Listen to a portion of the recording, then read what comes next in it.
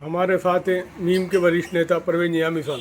Parvez Naomi साहब, FIR की जो प्रक्रिया चल रही है और वक्फ बोर्ड की जो प्रक्रिया चल रही है उसके बारे में आप क्या कहेंगे? देखिए, इसमें वक्त बहुत कम बचा है। अभी भी मैं देख रहा हूँ, हालांकि लोगों ने इस पर अपना ध्यान दिया, लेकिन अभी बहुत बड़ी तादाद में लोग जो हैं इसमें जागरूक नहीं है। 4 दिसंबर एसआईआर की लास्ट डेट है और 5 दिसंबर वक्फ प्रॉपर्टी का जो रजिस्ट्रेशन होना है उम्मीद पोर्टल पर।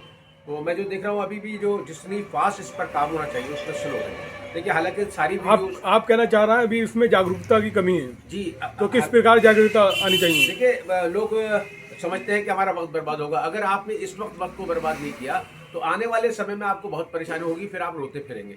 इसलिए देखिए, बहुत मुश्किल नहीं है। जो आपका आधार कार्ड है, जो आपका 2003 की जो आपकी वोटर लिस्ट है, उसमें अगर आपका नाम नहीं है तो आपके वालिद का नाम होगा। वालिद का नाम नहीं है तो आपके दादा का, नाना का, नानी का, इनमें से किसी का नाम होगा। और वो होता है तो उसको आप डालिए, और बहुत आसान है। आधार कार्ड के मुताबिक आप उसको भरिए। न्याय में बिहार चुनाव को लेकर क्या कहेंगे?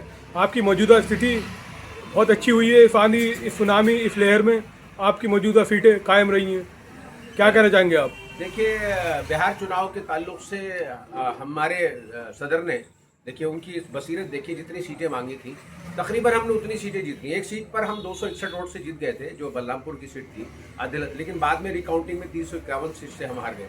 तो इससे अंदाजा होता है कि देखिए, हमने जितनी सीटें मांगी थी, अब ये जो सो कॉल्ड सेकुलर पार्टियां हम पर जो झूठे आरोप लगाती हैं, हम उनसे सवाल करते हैं। हम तो पहले आपके साथ आना चाह रहे थे। अब आप देखिए, अब जो कहीं ना कहीं आप मानते हैं आपके का जो गठबंधन नहीं हो पाया, इसको आपका बेनिफिट के रूप में इस्तेमाल हुआ? देखिए, हम तो खुदा का शुक्र अदा करते हैं कि अगर खुदा ना खास्ता हमारा इनसे गठबंधन हो जाता, एक तो फिर अगर जो हम सीटें जीतते इनका एहसान होता, और फिर दूसरे जो ये नताइज आते उसके बाद फिर ये हम पर आरोप लगाते कि देखिए हमने इनके साथ गठबंधन किया, इसकी वजह से हमारा ये बुरा हाल है। आप मानते हैं आपकी पार्टी का और आपके कायद का कद बढ़ा से?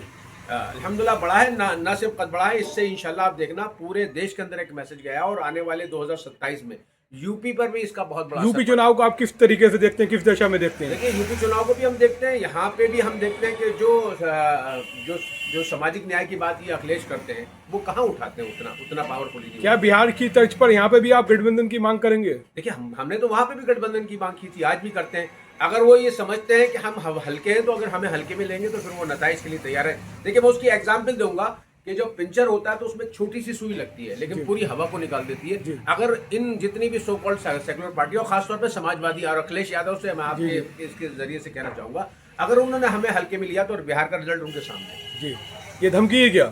धमकी नहीं है। देखिए, आप खुद देख लीजिए आज जो हाल हुआ। अगर हम तो पहले से कह रहे थे, हमारे सदर साहब पहले से कह रहे थे, जो तेजस्वी जो काम कर रहे हैं, वो ये इससे उनको बहुत बड़ा नुकसान होने वाला है। क्या काम कर रहे थे जो नुकसान हुआ? देखिए, जब तक हम खाली जमीन पर जाके जमीनी सच्चाई नहीं जानेंगे और आरोप प्रत्यारोप की सियासत करते रहेंगे, और खास तौर पर अगर सेकुलर फोर्सेस जितनी भी हैं वो जब तक यूनाइट नहीं होंगी। देखिए, भाजपा 2 चीजों पर काम करती है, एक वो अपने वोट को यूनाइट करती है, एक दूसरे वोट को डिवाइड करती है। आपको ना तो यूनाइट करना आता ना डिवाइड करना आता। आपको फिर बी टीम की श्रेणी में गिना जा रही है? देखिए, आप 2010 में देख लें, अगर हम बी टीम है तो बिहार का रिजल्ट 2010 का देख लें, उस वक्त भी देखें कि इनकी हालत ऐसी हो गई, तो उस वक्त हम चुनाव नहीं लड़े थे, आप खुद देख लें। जी, ये थे हमारे साथ परवेज नियामी साहब।